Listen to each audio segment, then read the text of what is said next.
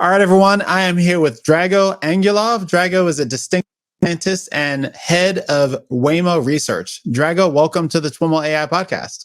Thank you for having me, Sam.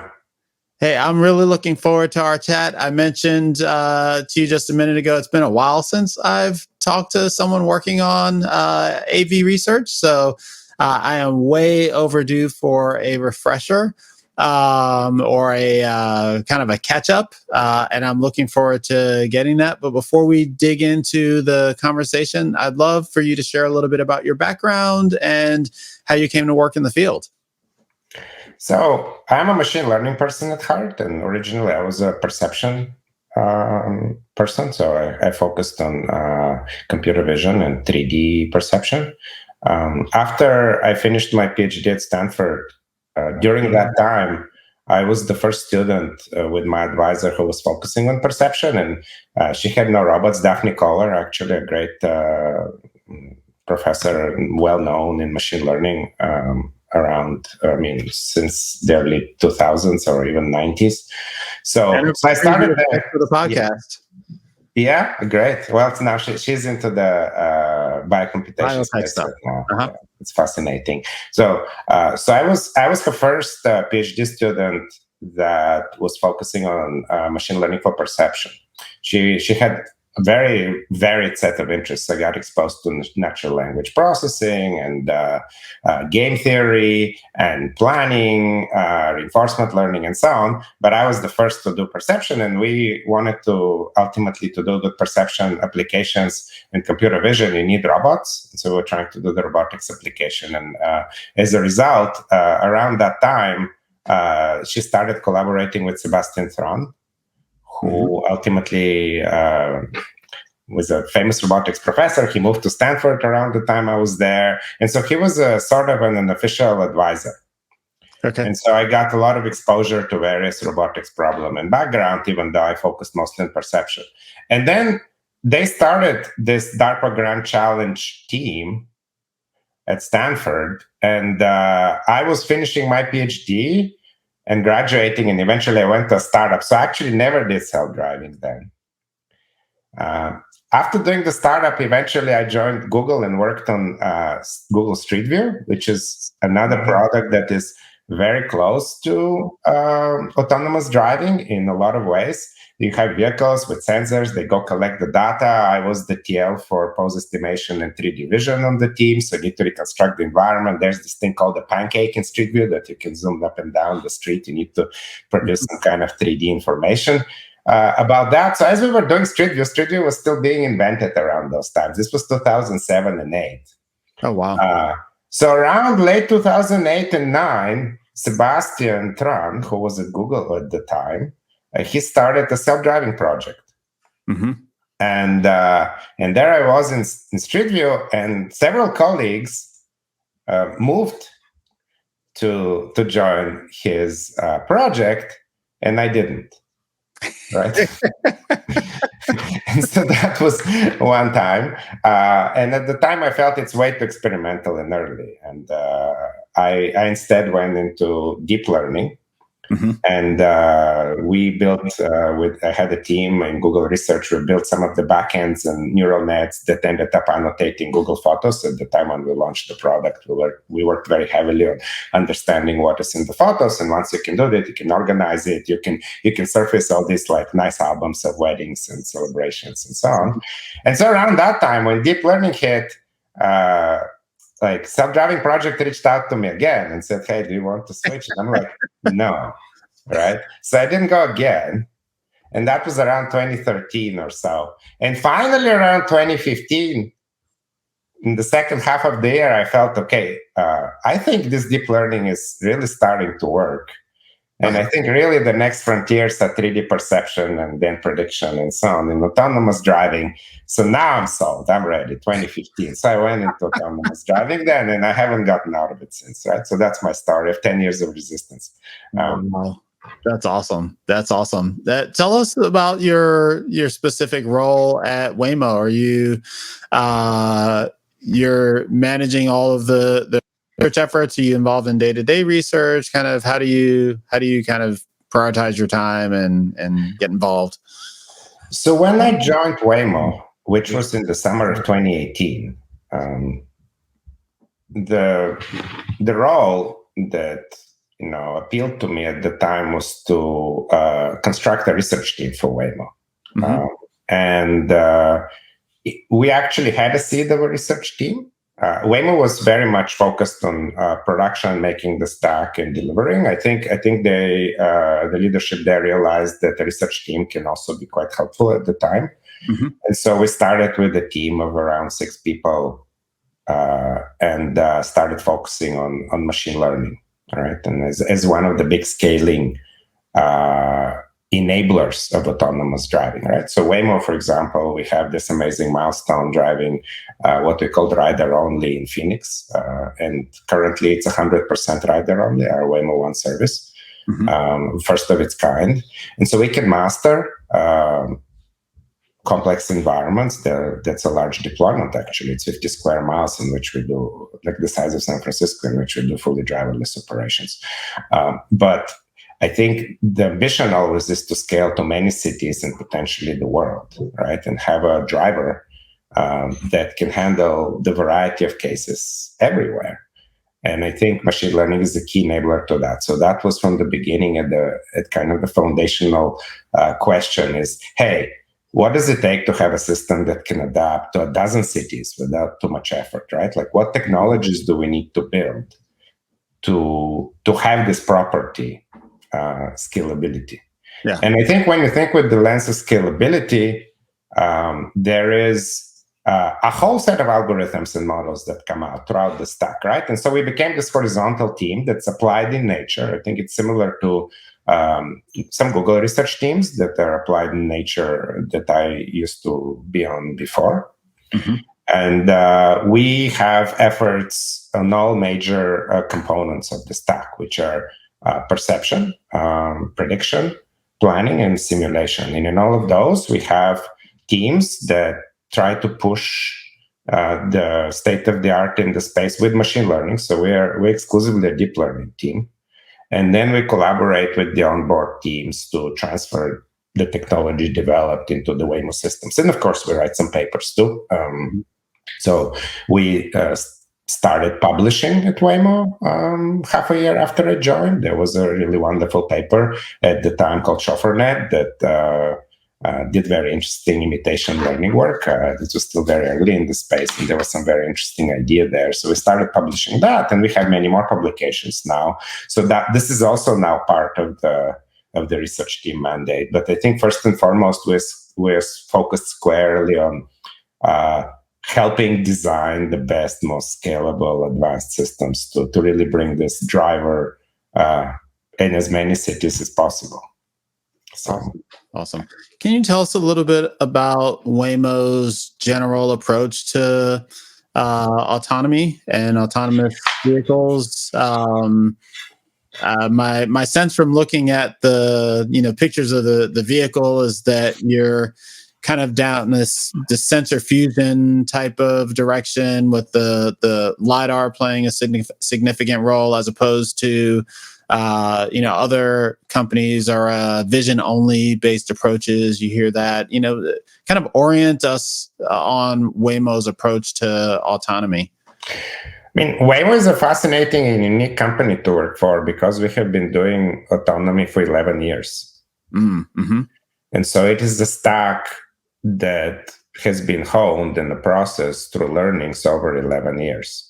And there's almost like 3 pillars if we think about in autonomous driving. There's the hardware, which includes the vehicle, the sensors, the compute, and pose estimation systems and so on. But this is an area where we are on our 5th generation hardware, 5th generation driver.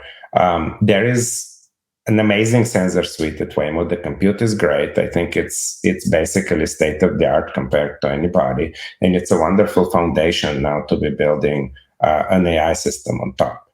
The sensors are fantastic. We have a mix of them. So the main ones are LiDAR, camera, and radar. We tried all these sensors are complementary. So while there's complexity of mixing multiple sensors, There is a huge benefit in several areas from having active sensors like LiDAR and radar that we're leveraging heavily. And we can go into the details of what these sensors are. And of course, we have the compute to support it, the redundancy in the control and steering, the redundancy in compute. Like it's been thought through. It's a mature system, and it's also the fifth generation driver. Which, by the way, we have vehicles, of course, cars, and we have trucks, Class 8 trucks, like the huge trucks that haul the trailers on the highway. Both of these are, we have a sensor stack and a compute that is a mature system that's set to scale that can bring operational efficiency with this generation. It's designed for this, right? So that's the foundation. Then, of course, we design software and hardware together. And this has been from the beginning. And this has sensor designers working directly with the software engineer and getting feedback both ways. And so that's a unique part of our approach. I don't think the majority of companies have this wholesale approach to the software, right, and hardware together. So overall, Waymos' philosophy is that we have a modular system that is the driver, as they say, and this driver supports multiple platforms. And the two most notable platforms are the car and the truck, and they reuse largely the same modules of the stack, and they reuse the same sensors, but each is tuned to the specific needs of the environment and the requirements that they're operating. There's some differences between cars and trucks, and we can talk about it more, right? So that's another thing that distinguishes Waymo. And I guess last but not least, I would say is that of all companies, Waymo is one that has published actually its safety methodology.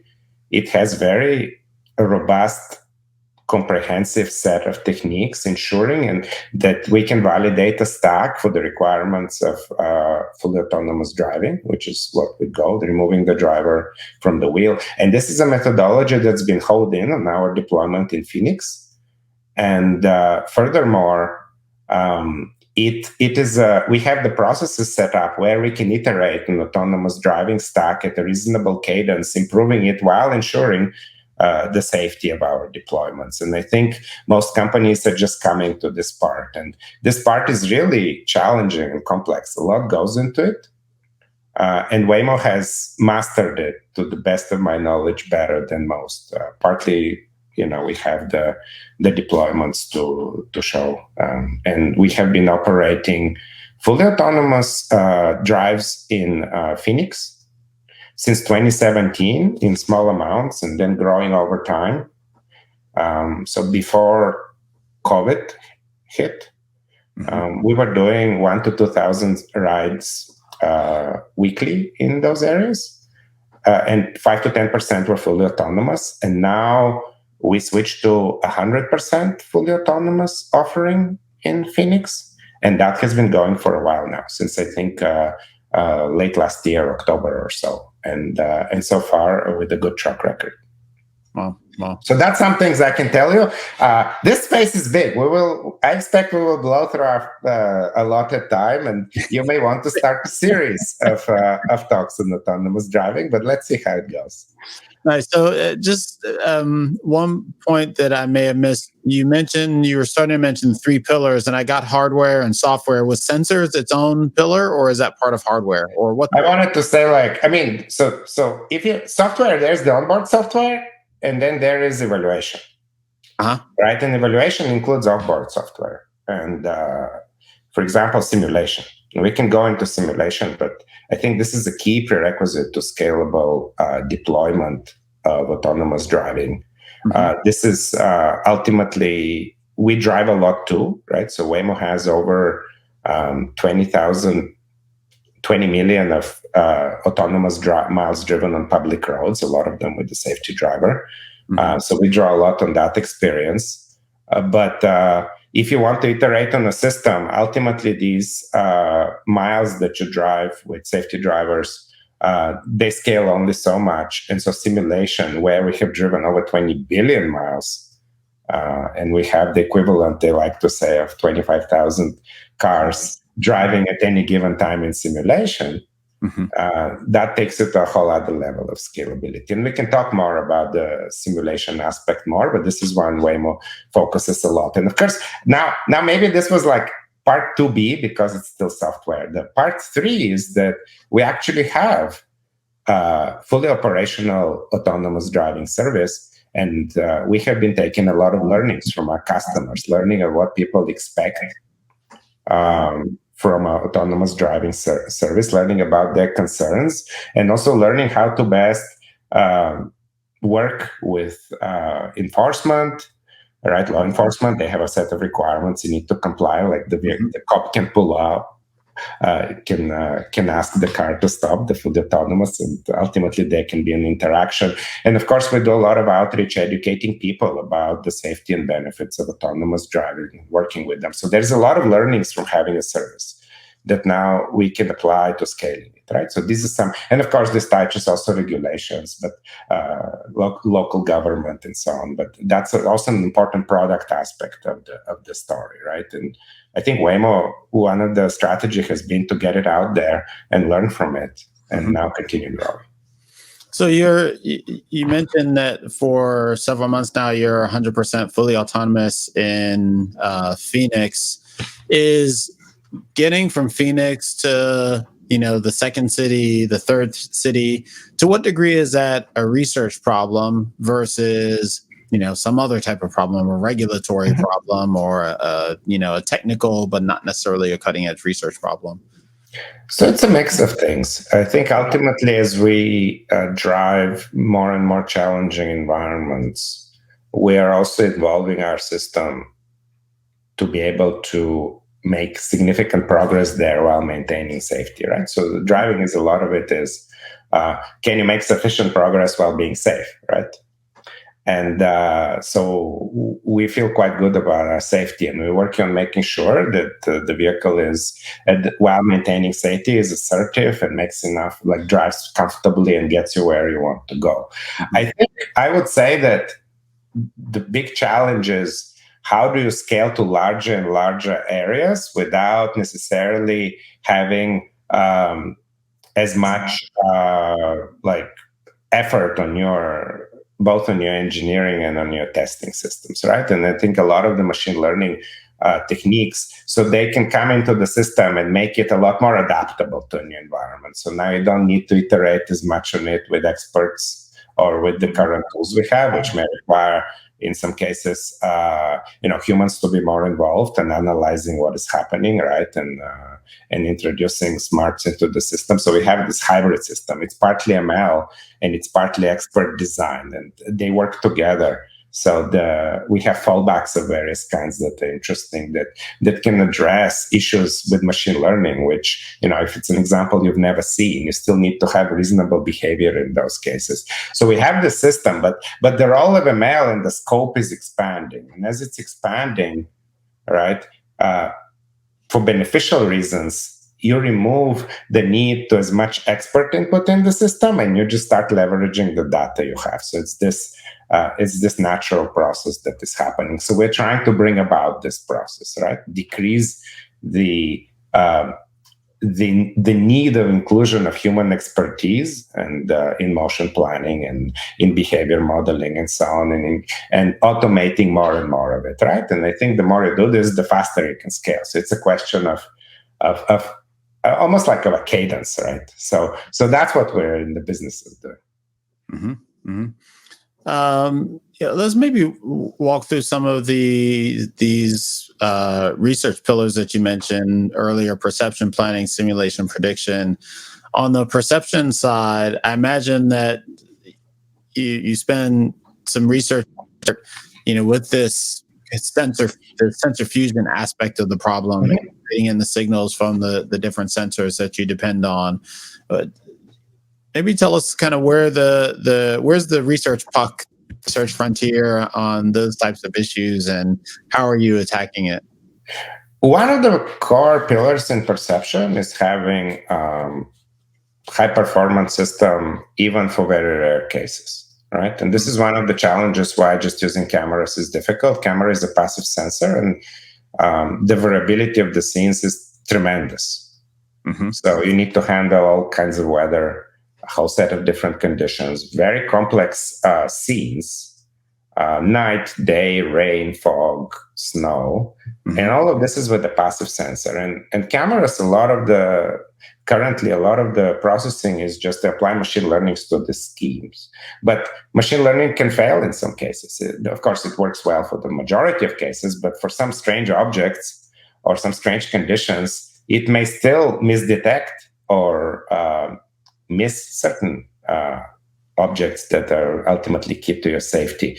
And so we've had this pillar of the three sensors, and LiDAR and radar are active sensors. And so they give you a very important safety multiplier, because then even if camera misses certain objects, LiDAR and radar are catching them.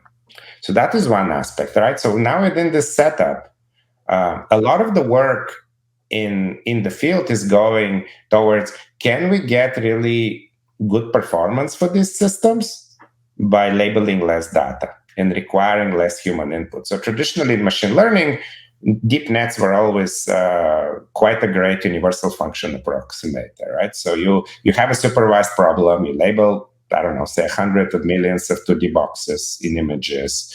And now you design the architecture, you put in a set of reasonable biases and inductive biases to kind of make sure it generalizes well to the domain to the best of your design. That replaced feature design that we used to do pre-deep learning era. And then it does reasonably well. Now, the problem is any new environment to go, right, coming back to the theme, well, things look a bit different. So there's different fire hydrants. Maybe the signs are different, or maybe there's some new signs, and maybe there is some new types of intersections that people have, and maybe some new types of vehicles, right? And then you need to go label a lot of that again. Yeah. At scale, that's not great, right? And a lot of the work recently has been coming. There's a lot of developments in the last 2 years. Including self-supervision, noisy teacher-student, I think always active learning, right, ensembles, and so on. There's a lot of work there, especially in self-supervision, cross-modality learning, CPC, contrast predictive coding. I don't know if that people follow this, but there is ways to dramatically decrease the need of the data you need to label for your models, right? And so a lot of these techniques we're exploring, right? And that ensures, as we switch to the latest sensors, which is significantly different from our previous generation, we don't need to relabel all the data we did last time. So that's one area. And ultimately, in perception, people would say, oh, it's pretty solved. And it is true that in the vast majority of cases, we can do really, really solid behavior. A lot of it is about the long tail, about some corner case scenarios that we see every once in a while happening, like people lying on skateboards on the road, right? Like we need to be robust to that, and we test for this. Or like people jumping out of canvas bags, or waving signs, or there's some strange protrusions out of various vehicles, like there's a pipe sticking out, and the doors open, and that was standard. But like you get the idea. So you need to be robust to all of that. And so it goes beyond something like 2D or 3D boxes, and a bit of a richer representation that you need to worry about as you drive, especially in dense urban where the streets are narrow. You need to do really subtle maneuvers relative to everything else. You need to have very stable and robust perception. So a lot of the work goes into those types of directions.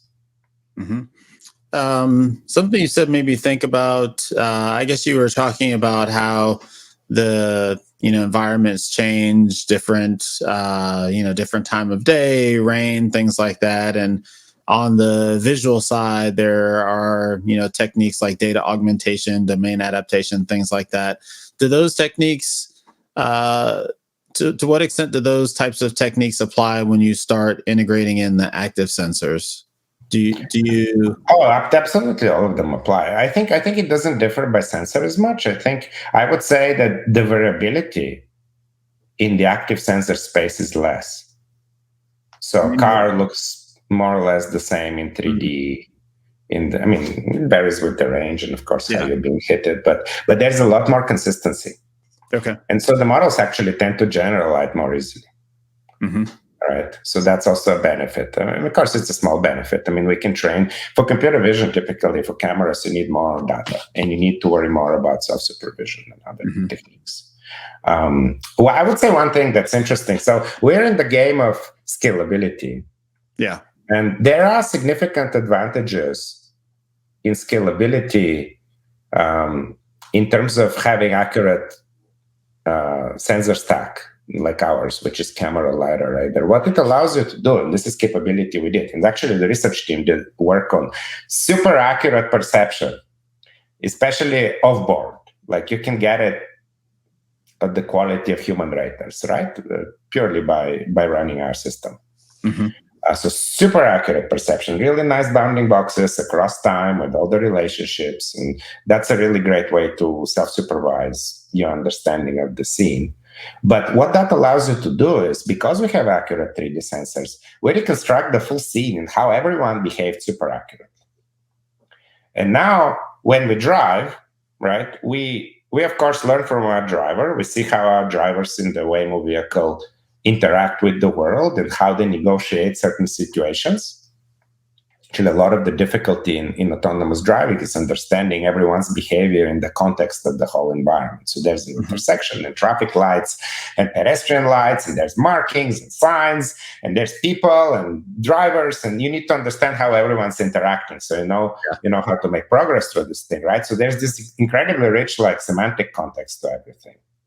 And so you can watch how our drivers negotiate through it. We can send drivers and drive through all these scenes. Now, the beauty of having very accurate perception and 3D sensors is that as you reconstruct everyone else's behavior at a fidelity similar to yours, you immediately start learning from all the other drivers. And you immediately can have very accurate behavior modeling of objects like pedestrians, because you can track them very accurately over time, and potentially not just as bounding boxes, but in richer ways, right? And so now as we collect data, we potentially benefit from acquiring multiple viewpoints and styles, right? Mm-hmm. And then the other big multiplier on scaling, which is how you test your system in a simulator. We work a lot on learning good agent models of behavior. So you want agents that interact and behave like distribution of behaviors humans do, right? Both as drivers and as pedestrians. And when you have these models, you can populate your scenarios. So you drove through the world, certain things happen, you can start playing out other futures and seeing what you do in them. Mm-hmm. And that's a huge multiplier on the experience that we can get, and the experience we can get to either evaluate or potentially even train our system to be robust against. And so there's a virtuous cycle. From good perceptions, good sensors and algorithms comes good perception. From good perception come good virtual environments. From good environments, you get a scaling factor of how you can evaluate and learn on the behavior side of your system. And so that's a core advantage Waymo has, that we are investing in these technologies and we can reap some of these benefits as a result. Mm-hmm. I've kind of thrown around this term, sensor fusion, quite a bit, and I'm curious, when is there a generalization for how you think about pulling together all of this different sensor data? Is it like hierarchical in the sense that you're ensembling things and you've got a model that's only looking at, radar data, and another that's only looking at LiDAR data, and, those are feeding some other level of model? Or are there ways that you're pulling all that data together, as part of training for a single model? Yeah. At what level are you trying to fuse all this information together? That's a great question. I think if you scour the literature, you will see that people are exploring different types of fusion, right? So there's early fusion, mm-hmm. where you just take all the signals from all sensors, you somehow mash them, throw in one deep net, and, detections come out, or maybe detections and tracking. Mm-hmm. There's late fusion, which is, like you said, you process each stream independently, eventually combine signals from all of them to track the objects with evidence from each sensor independently. You fuse it late after you've processed it significantly in each modality. And sometimes people do something in between. So it's like a mixed fusion where you have a bit of early fusion and a bit of late fusion. So I would say that a lot of the players in the space have different philosophies. And I think it's a competing, a little bit of a push and pull. So what is the benefit of late fusion? Well, the benefit is that you train 3 models typically. You'd say, hey, you do a radar model, a vision model, and a LiDAR model. And each of those has strengths and weaknesses, and they're trained on different situations. And ultimately, they'll have very different failures. And so if you have all of them giving you detections and you have something that then combines them, they have very independent mode of failures, right? And that's a good property because now you guarantee that, if one model missed something in one sensor, the other one is very likely to pick it up by the law of independent factors. You can multiply the failure rate, right? And so that's great. On the other hand, though, you lose something. And what you lose is that each model processes the data independently without the benefit from context from the other sensors. For example, camera sensor is the most information-rich sensor. Maybe radar does not have traditionally radar is doesn't have as much resolution as the other sensors, right? And if you had camera context, you could parse radar much better, but you're forcing yourself to process it independently for a while. So that's the drawback. But so typically, if you do an academic research style work, if you fuse everything early and throw it in a big net, you will do the best in some objective, like academic objective. Yeah. But you lose something. You lose the independent failure. And what you're risking is that ultimately this model can co-train, and you have a single model, and it can essentially fuse the data in such a way that it just makes a correlated mistake across these cases. And you don't have a way to hedge against it. Yeah. Right? And that's important. Is it also true that you lose a degree of explainability or interpretability, introspection, whatever you want to call it, when you're fusing early rather than late? I think introspection you can intersperse throughout your models as you go. You can always have intermediate outputs in your networks and try to understand roughly up to this point what is understood, especially with auxiliary losses or auxiliary heads that predict at that stage something relevant that you can test. So that's a good proper. Typically, people, when you do end-to-end type models, you have intermediate outputs and they make your system more explainable. Now, that said, you essentially lose the ensembling property. You lose the chance to, it may just happen that you have all the data for the model to catch a scenario, but it just doesn't generalize properly because it just has some bias that got trained that from these 3 modalities, this is the answer. If you did them independently, it might come out, right? So you want to mix the two. So you want to have some early fusion, but you want to have some late fusion type of property. You need both. And I think typically, my personal opinion, I don't want to comment on what is or isn't in the Waymo stack, but we take these considerations when designing it. Right. Yeah, another one of these kind of design considerations that there's this series of dimensions that the different companies working in the space tend to be opinionated about, and one of these is vision versus active sensor based. The other is it sounds like this early and late fusion, and another is kind of the degree to which it's throw everything in a deep neural network kind of statistical approach versus incorporation of traditional control systems and control theory. Any comment on that and kind of how Waymo thinks about that? So I would like to say we try not to be dogmatic. Right? I think at present, I see significant value still. I'm a computer vision person at some point, right? But I still see significant value in sensor redundancy and complementarity. I think we are yet to see a computer vision system that robustly detects everything without errors. And so this type of complementarity is very helpful also for the reasons of, simulation and improving behavior models, there's extra benefits, which people usually don't talk about, but that's another scaling levers that you're trying to gain when you do your systems. That said, there is interesting trends happening in sensors. The way I like to think about it, LiDAR is becoming much more like a camera. It gets dramatically cheaper over time, and the resolution where it is now compared to just 2 or 3 years ago, you cannot compare. Mm-hmm. And cameras are getting more like LiDAR too, because our deep learning models have improved significantly. So the state of the art, for example, in depth estimation in cameras is where it is now is dramatically better than, say, it was 2 years ago, right? And so there's this interesting melding of sensors. That said, each of them currently has a lot to contribute. And in some sense, the best camera models, say, for depth, you can achieve by co-training with LiDAR. Mm-hmm.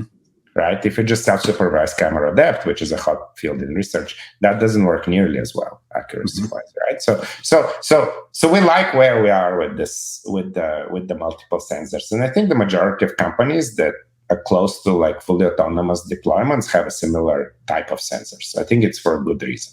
I think when you think of companies' dogmatism or so on, a lot of, I just want to bring about this, right? So to talk about one thing. It matters how you design your stack. Okay. So beyond just what you're fusing and what object boxes say you get, there's a lot of other signals. There's an interface between perception and behavior and prediction, and then potentially between perception and behavior prediction to planning. There is naturally this funnel where you go from sensors and pixels to objects, attributes, relations. You go from perspective, projection, like a more complex projection, you need to understand more to really model the world, to this more Euclidean space. Typically, at the end, in some sense, if you really had to abstract it, autonomous driving is about boxes that you see from top down moving around, and you make sure everyone goes around everyone. That's an oversimplified assumption, because clearly we use a lot more cues than just a bunch of boxes moving, like humans interact at more direct level with gestures and gaze and a bunch of other attributes.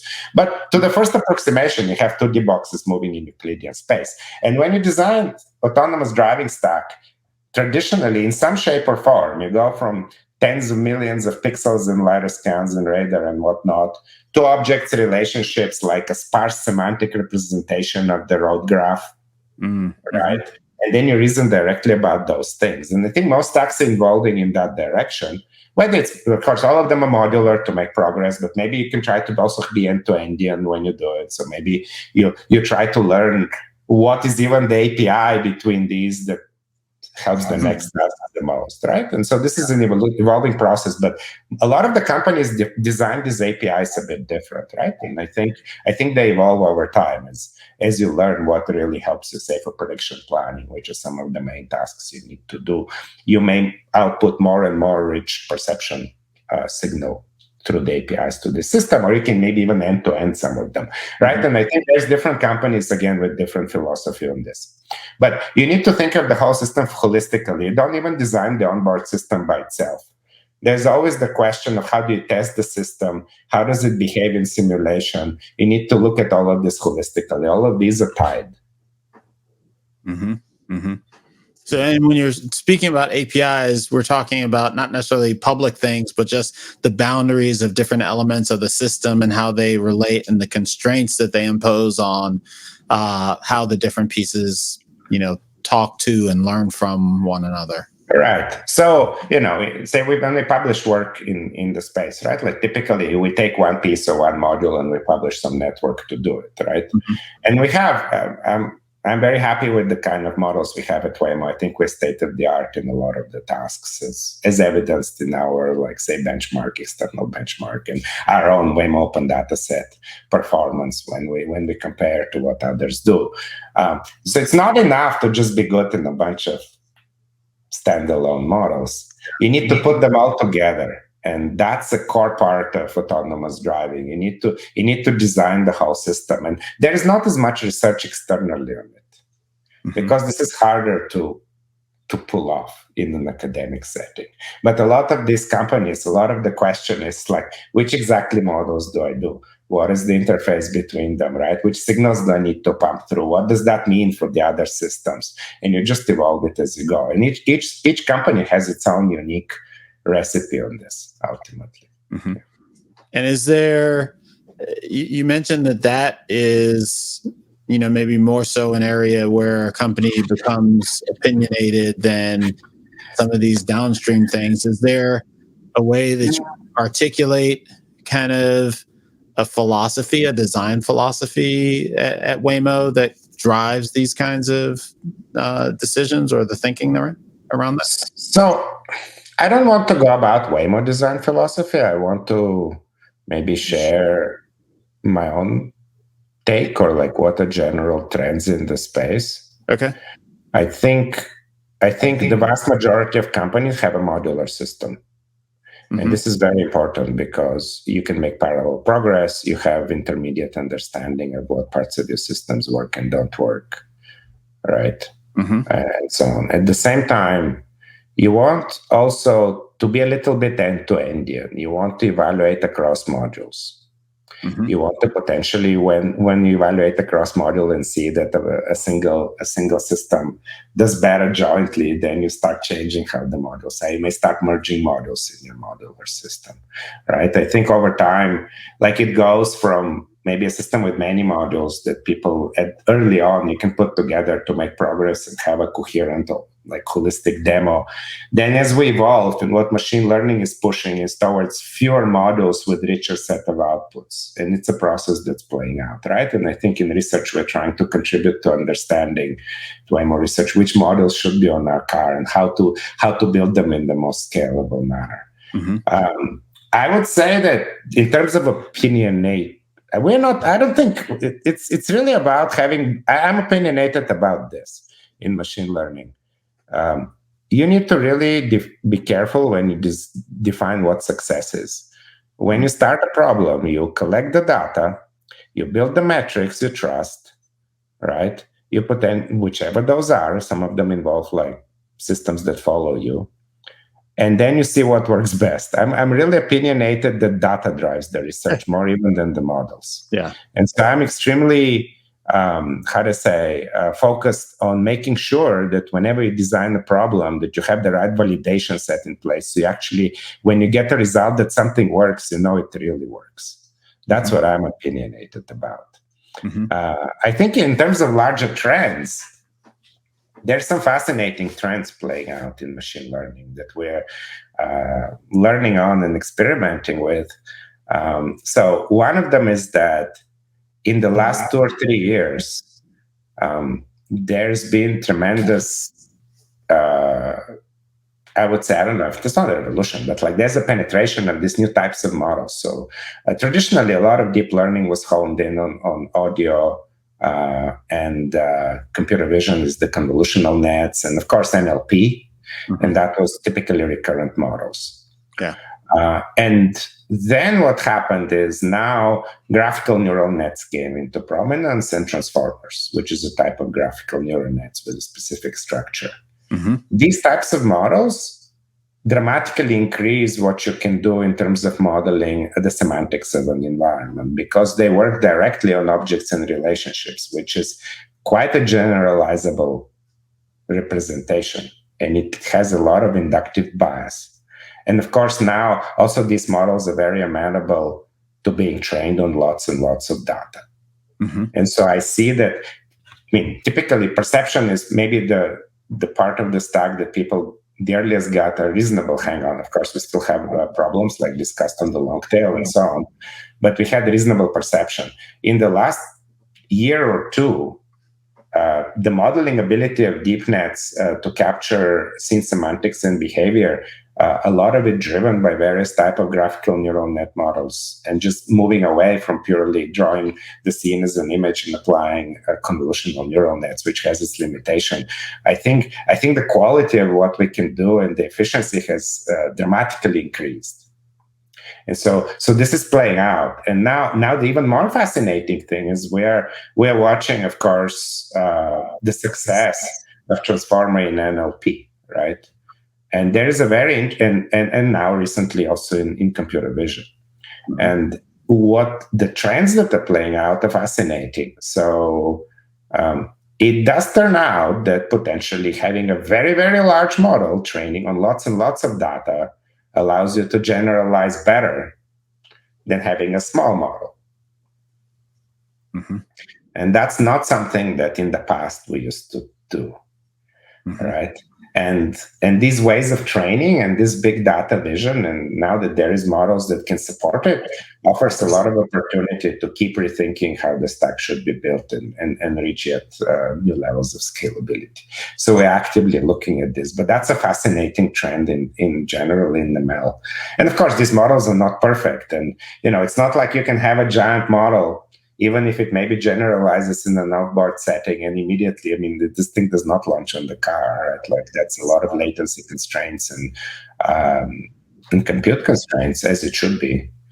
But I think off-board and on-board model work in concert, and you can leverage this technology still in really interesting ways. So this is a very active field now of beyond just the scaling of models. How do you make really good use of them? And in our domain, again, as you can see, say models like GPT-3, right? Like it's quite impressive in what it can do, and yet it can stump it in a bunch of ways too.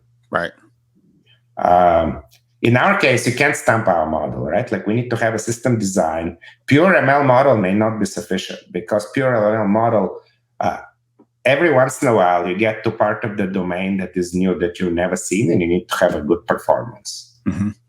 Right? So now we're operating under this challenge, and it's a fascinating challenge. But I think there's still a lot to be done in this space. So that's something that's interesting to me, to see how all of this plays out and what the learnings are as people are developing it as we speak. Yeah, you said something interesting in describing the way system evolution in an autonomous vehicle stack, where you have these independent models, you look at them from a system-wide lens, see which of them kind of co-perform better, maybe those kind of combine to become a single model. It's making me wonder, do you think, especially given your, all the experience you've had in this, before you went over to the dark side of autonomous vehicles, do you think... What is the dark side of autonomous vehicles? Or the bright side, whatever side we want to call it. Meaning before you started working in autonomous vehicles, you worked in other domains. Do you see the complexity of the autonomous vehicle domain being like a forerunner to types of things that we'll be doing on other types of problems? Meaning, in a more traditional ML pipeline, you may have multiple models, but I'm not sure that I've heard kind of the sophistication of thinking about them as a system and kind of recombining models. And I'm just wondering if that's something that you think autonomous vehicles and the complexity of the models that you deal with will contribute to, tomorrow's enterprise, a way to think about, ML systems. That's a really interesting, high-level question. I would say that where I was going with this is that, to me, and I've worked in other fields, right? So I worked in Street View, and I worked on annotating photos and some VR and so on. Those previous systems, we would develop a reasonable model, and it would function on its own and say, annotate your photos. Yeah. And there is not a high-level degree of system integration. Mm-hmm. Right? In autonomous driving, because it's a complete robotics problem, you go all the way from hardware to sensors to, perception, prediction, action. A lot of domains end before action. We have it's a complete robotics domain.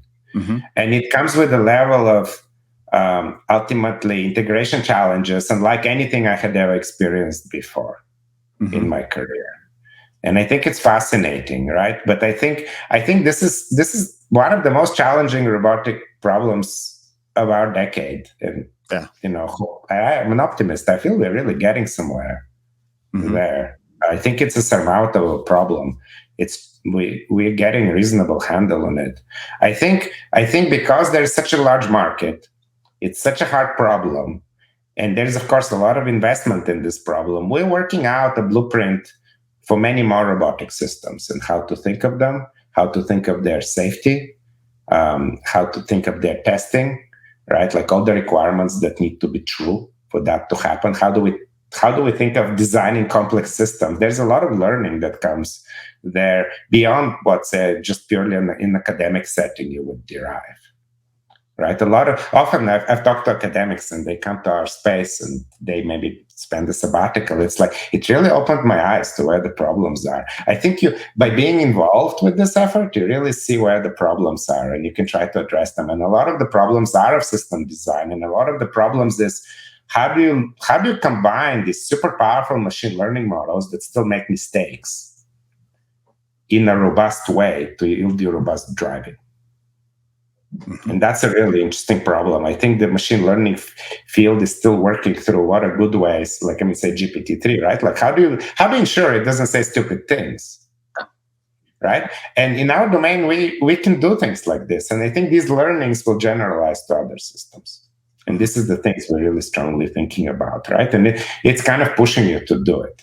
I think in a lot of applications, we didn't really have to. So when we were annotating Google Photos, you aim at certain reasonable precision, right? Like people want to find their photos. So what if you said the giraffe is a strudel pie every once in a while? It's okay. Right? Like I want to find the giraffes. It's okay to go through a few errors. I mean, you don't want too many because then it's not helpful. Like in self-driving, you can't make this compromise. And it's a really new type of challenge. It's very interesting. And that's why partly you see Waymo has this Waymo is ultimately not dogmatic. You say, which is the hill you will go and stand, right? Mm-hmm. I think we want to solve the problem, honestly. I'm not a purist. I don't think it should be all end-to-end system or a single ML model. Like there is a lot of factors leading you to a hybrid system, both in terms of maybe having several sensors for now, both in terms of building in a very strong ML component, but augmenting it in a hybrid way. Mm-hmm. I think this is there to stay, and it's there for practical reasons. And yes, I mean, the job I see for our team is to push the scope of the ML component, but also you need to be realist. I'm not sure yet machine learning is at the point where it could just fully learn by itself a robust system from some data, right? Yeah. This is too big of a space. Imagine the space of all possible, conditions and these tens of millions of pixels to have something that just generalizes. This is an open problem, and we're approaching it in a sensible way. You need to be very practical when you address this, right? So it's usually a balance of some kind. Awesome. Well, Drago, thanks so much for taking the time to share a bit about what you're up to and just as importantly, your perspective on the space and where it's going. Well, I hope it was fun for folks. It's always a pleasure to share, talk about this space. I'm personally fascinated by it. And it's certainly the most I've been enjoying a space yet in my career. So, happy to talk to it more in the future sometime. Absolutely. It was definitely fun for me. Thank you so much. Thank you.